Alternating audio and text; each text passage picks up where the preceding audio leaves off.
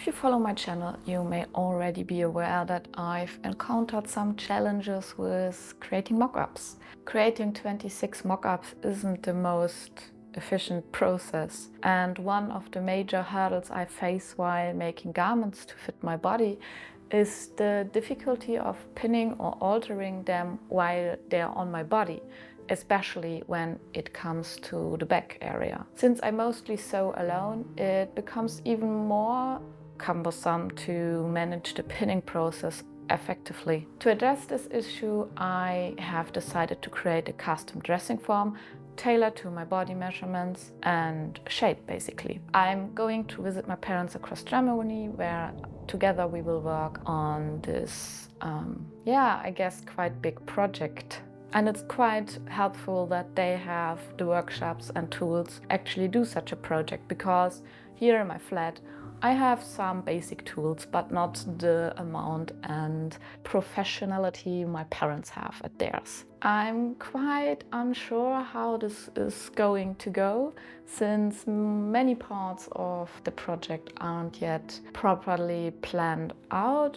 But I hope nonetheless that it will result in a dressing form which will cover my needs. There are several methods and videos available out there on how to create a custom fit dressing form, and I chose to follow the technique of making a plaster cast and filling it with polyurethane foam. The initial step was to make a plaster cast of my body, and I sought the help of my mom for this process. First, we covered my body with foil to ensure easy removal later on. It was really important to ensure a snug fit without creating too much space between the foil and my body, so that the form actually fits. And using plaster bandages, my mom began covering my body, being careful not to let the foil cause any deformations, as I said. We noticed a slight one under my bust, so my mom reopened that area and replaced the foil,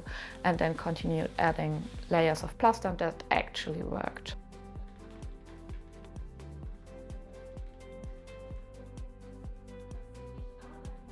I specifically wanted to include my arms in the dressing form so that I could properly fit garments around the shoulder area.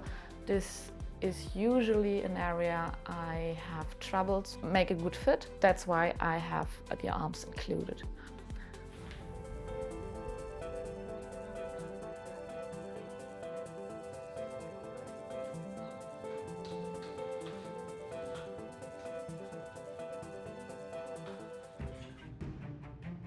One crucial lesson I learned during this process is that if you're prone to fainting, consider doing plaster cast in 2 parts. I hadn't thought about it initially, since many videos I've seen showed people making the cast in 1 piece. This has the downside that it can restrict proper breathing. I experienced this firsthand and ended up fainting. Thankfully, my mom carved me before I fell badly, and while the cast got damaged, I was almost unharmed. It was quite a scare to my parents, who immediately cut me free out of the cast using this handy tool here, which is the big brother of the medical tools which are used to open a plaster cast, and it basically does not hurt the skin. It's called a multi-tool, and I used it quite often during the whole process. Luckily, I was just a little dizzy once cut free, and after taking a break and eating something to recover, we went back to work. This time we only worked on the back part of the cast, allowing me to breathe easily in the open area while my mom made adjustments. We basically taped the form back to my body, readjusting it to fit better again. Adding another layer of bandages over it helped the form regain its shape, and the plaster reacting to the water of the bandages become softer and more pliable, making the readjustment process smoother. By the way, do you know the fairy tale of the gnomes who secretly helped a desperate shoemaker while he was asleep? In this tale, the gnomes were shy creatures and preferred not to be seen by humans. And once the shoemaker became well off again, he wanted to thank the gnomes, and his wife had the idea to make them some clothes. The gnomes were really thankful and not naked anymore, so they decided to leave the shoemaker's home for good, and yeah, he was well off then. Similarly, my parents prefer not to be seen, just like those helpful gnomes. I respect their wish and I won't reveal them, so that's why you mostly will just see their hands working. After fixing the back of the cast, the next step was to fit the dry casts together. However, this proved to be quite challenging due to the deformation caused by my fall.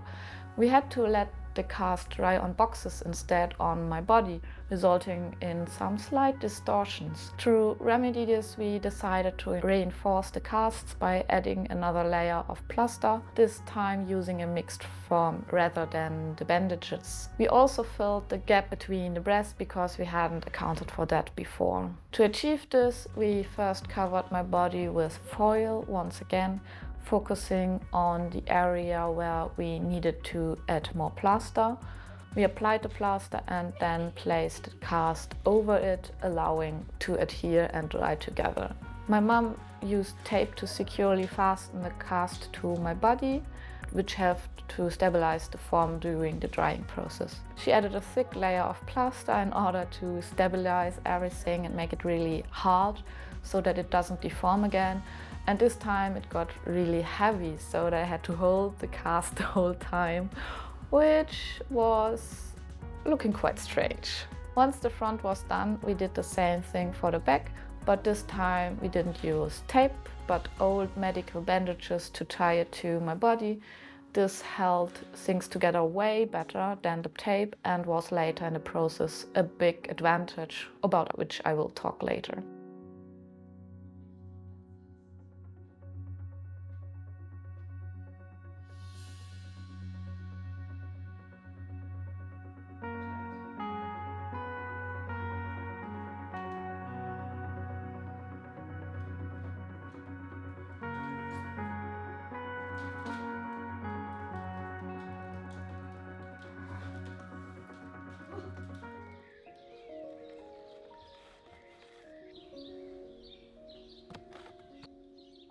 During the next day, when the casts were dry, I worked on filling in the décolleté part, especially the areas we had added plaster inside the cast, to ensure the form later on would only shape the breast forms and not expand into any unwanted areas.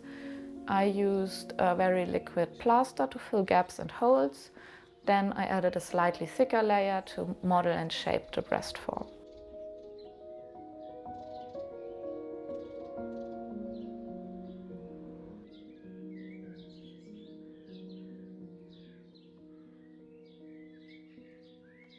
Then I shifted my attention to the back side of the cast.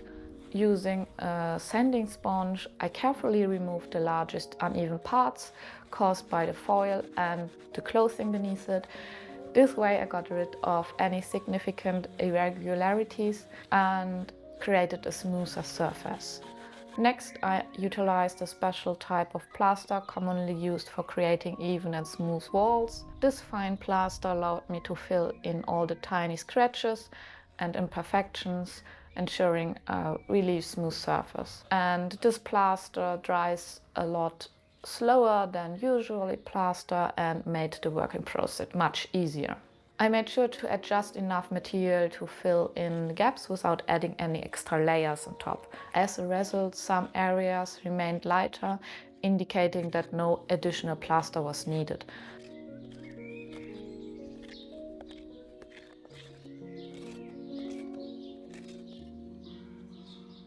Moving back to the front side, I checked for any excessive material that I have added during the previous step. With the help of a larger spatula tool and the sanding sponge, I shaped the form of the breasts and removed any excess plaster that was unnecessary.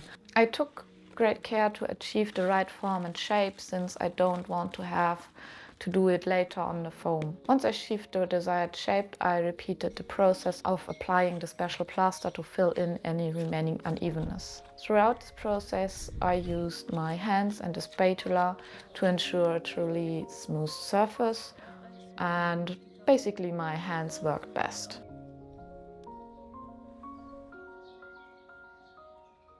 After allowing the plaster to dry, once again, I checked on the dressing form the next day and it was already really smooth, but I wanted it to be even smoother. So I sanded it again to ensure a really flat surface. The reasoning behind making the surface as smooth as possible is that I hope that the foam would easily separate from the form once it is done, eliminating the need for an additional reworking. Next, I attempted to fit the two forms together, but initially they didn't align well. However, upon testing them on my body, we realized that they indeed fit together, but due to my fainting incident, they had shifted slightly.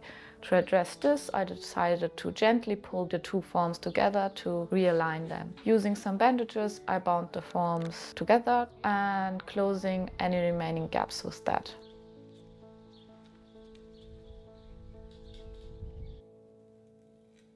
Then I continued by using plaster stripes to close the seam from the outside and to prevent any plaster from spilling out when I close the inside.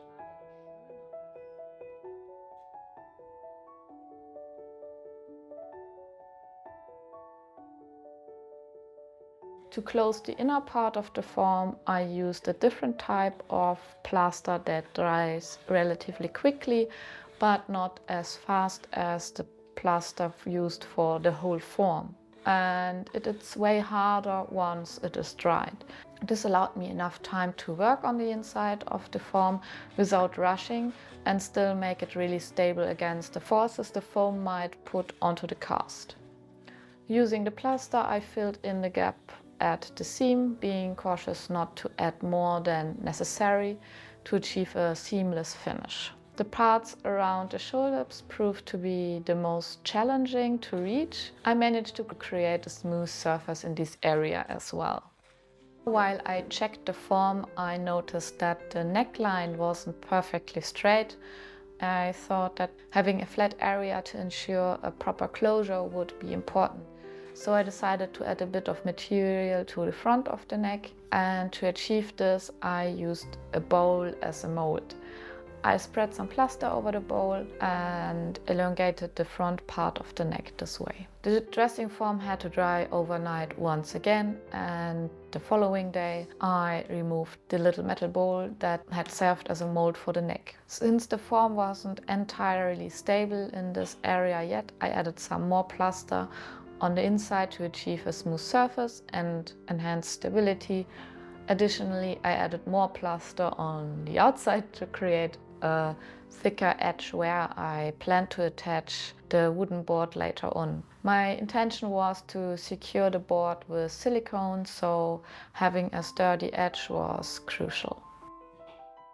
After allowing the added plaster to dry, I sanded down the seams where I had joined the two casts, and again ensuring a smooth and seamless surface. It was challenging to reach every edge and nook inside the form once again.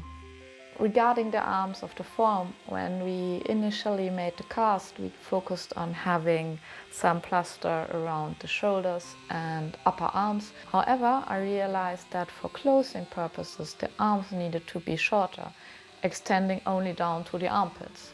So I proceeded to shorten the arms. I first cut through the bandages to make it easier to cut through the hard plaster beneath with the multi-tool.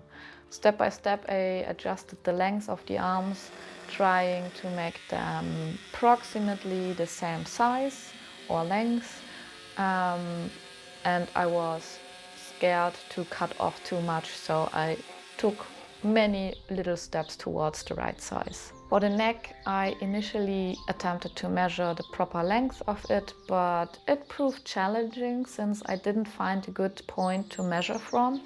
Instead, I decided to use the back of the neck as the highest point knowing that it had the right height when we removed it. With this as a reference, I started to shorten the front of the neck. I made the edges as flat as possible, allowing the wooden board to lay flat without any gaps. Additionally, I removed some excess plaster from the inside of the neck, correcting the previous addition.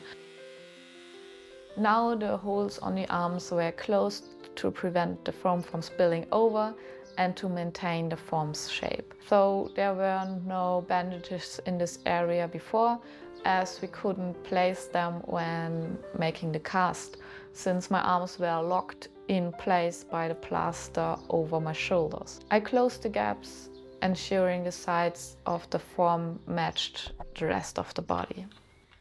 The following day I proceeded with an impregnation step, which I intended to work as a mold release agent. In hindsight, I realized that the impregnation I used wasn't sufficient. For better result, I recommend using something more oily like Vaseline, as it should both impregnate well and facilitate the foam's release from the plaster cast. Not knowing that at the time, I applied 3 layers of the impregnation and let each one dry for a couple of minutes. Moving forward, I proceeded to make the form for the arm and neck holes. I transferred the shapes onto cardboard, cutting them out and verifying if they fit accurately. These cardboard shapes would serve as templates. For the wooden plates, I decided to use some cheap wood, and with a band saw, we shaped them.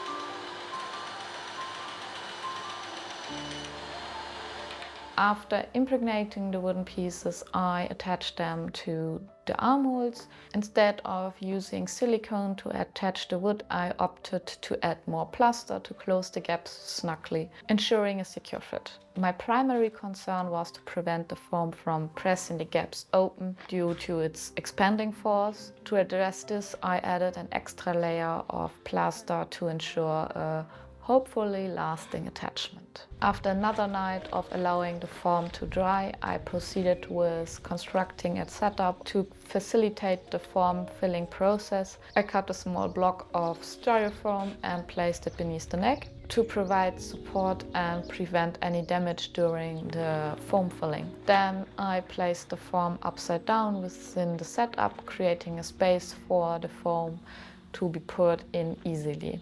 The purpose of this setup was to accommodate a plexiglass tube that would serve as the stand for the dressing form, and I aimed to position the tube at the center of the form, allowing to mount the form on a stand right at the center. To hold the tube in place, I used a spare piece of wood and some clamps, and I carefully adjusted its position and later added foils to prevent accidental bonding with the foam if I spill any over the place.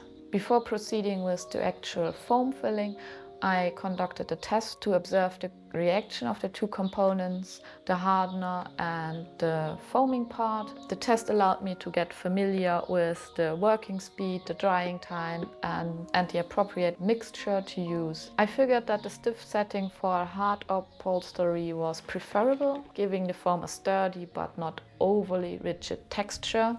And with this right mixture determined, I mixed the components quickly and poured the foam into the form.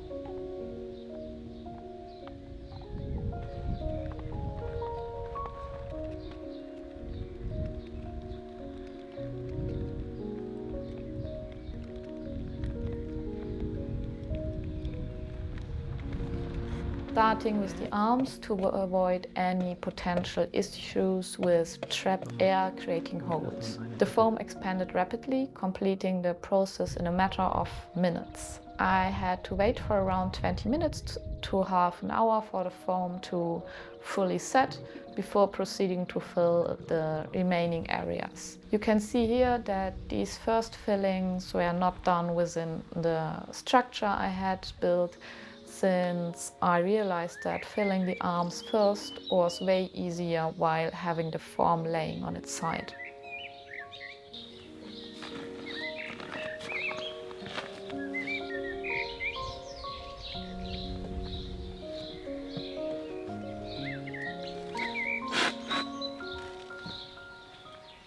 Once these were filled, I mounted the form back into the construction and continued filling it with rather small batches.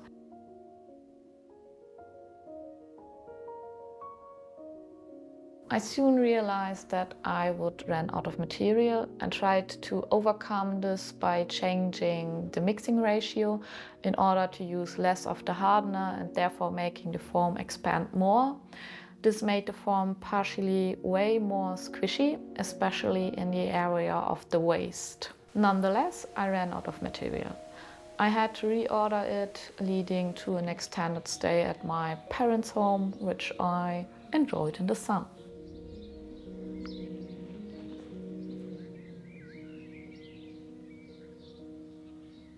The weather changed, and due to a storm I had to work indoors once the reordered hardener arrived. The foam had a strong odor, so I ensured adequate ventilation while working.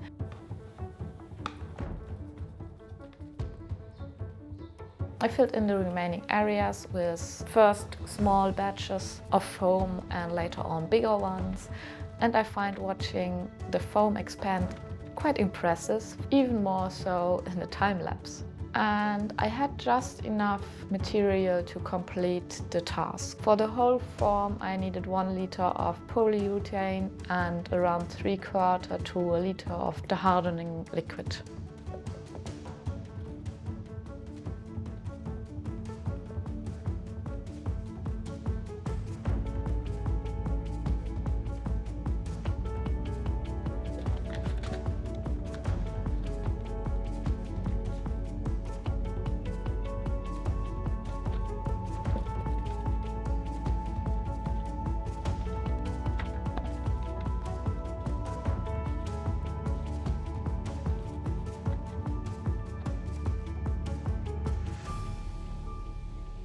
Once the foam had dried, the next challenge was to remove it from the plaster cast. As I had mentioned earlier, it did not come off easily. I attempted to cut it off, but it proved to be ineffective. So I took a step back and decided to reevaluate my options while putting away all the tools I wouldn't need anymore.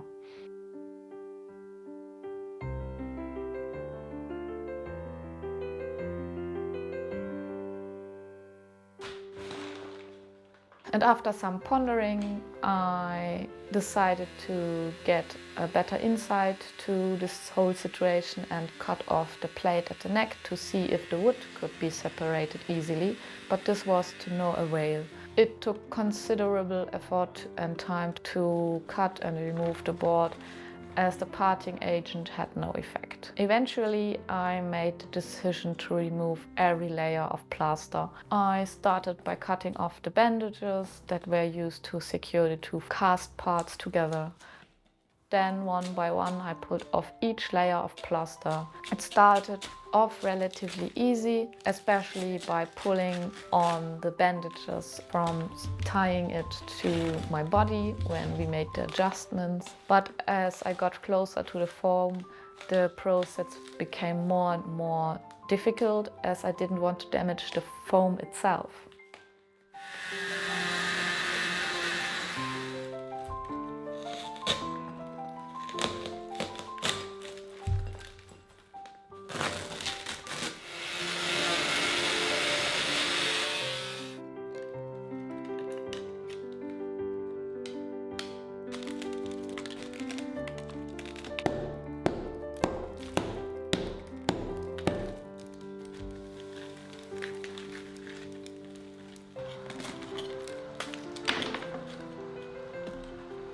I must admit that the process of removing the plaster did unleash some frustration, but it also provided a sense of therapeutic release. Hitting the form with a hammer was somewhat relaxing, especially after the initial frustration of not getting it off. especially with the hope in mind that this might end up in a dressing form, helping me sewing better clothes. This was quite a fun step to do.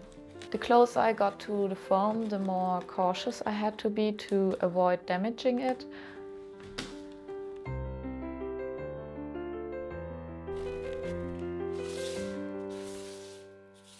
As I progressed, my father came up with the idea to use a fine blade to sand the outer layer of the plaster, leaving only the foam behind. This method worked quite well in removing almost every last bit of plaster residue from the foam surface.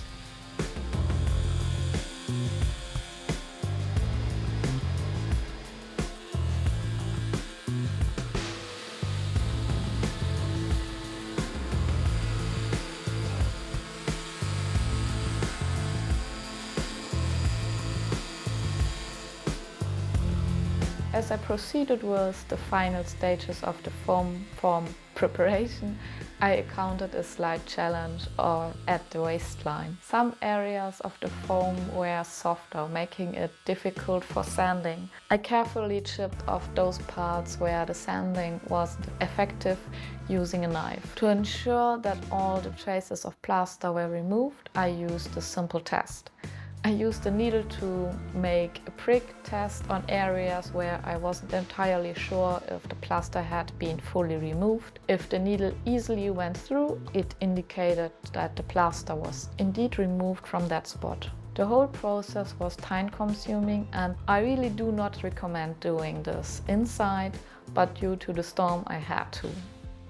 My next task was to address the lopsidedness at the bottom of the form. To achieve this, I used the laser level by carefully adjusting the form with the help of a bucket of sand and a board as a guide to see the laser's line. I aimed to make it as straight and even as possible again. I taped over the areas of the line markings so that any mistakes could be easily corrected without permanent markings on the form. I didn't do any mistakes, but I was scared I would.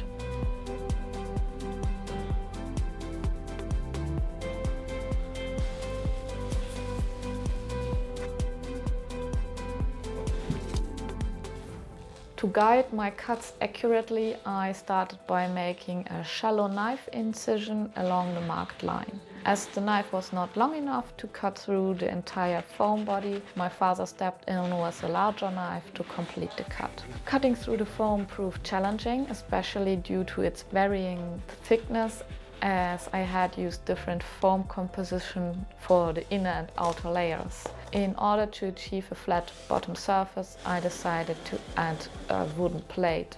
To create a template for the plate, I cut a cardboard shape with a hole in the middle to accommodate for the tube.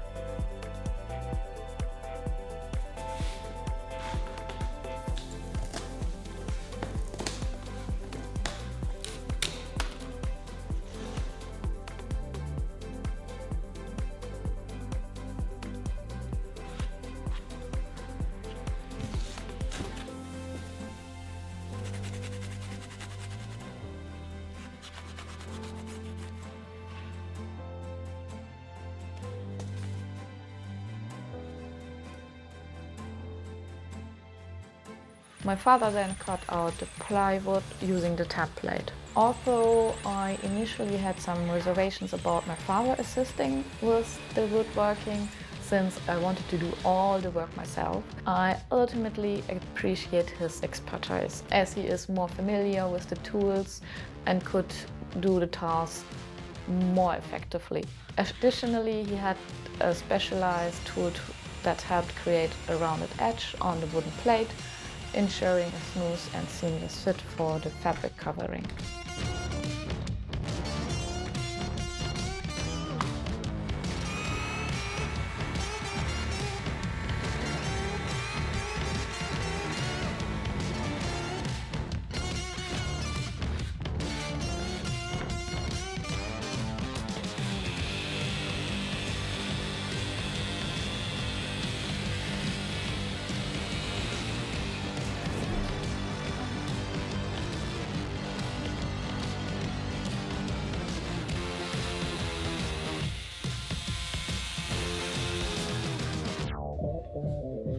Once the wooden plate was ready, we brainstormed how to securely attach it to the form. My father's solution involved using a rubber band pressed between the tube and the board. So we created a wooden ring to hold the rubber band in place.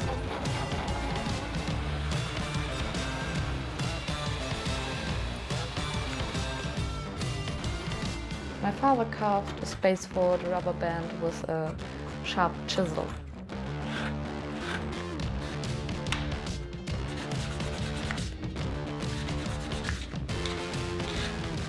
After the wooden ring was sanded down and prepared, we marked the locations for the screw holes to secure the wood ring to the plate later on. I will show you this later in the process.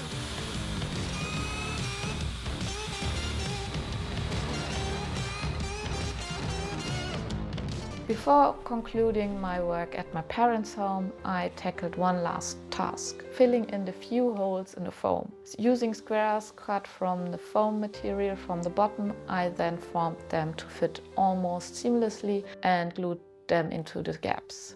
I used the glue for shoes, which will stay flexible so that I won't have any issues pricking needles through it.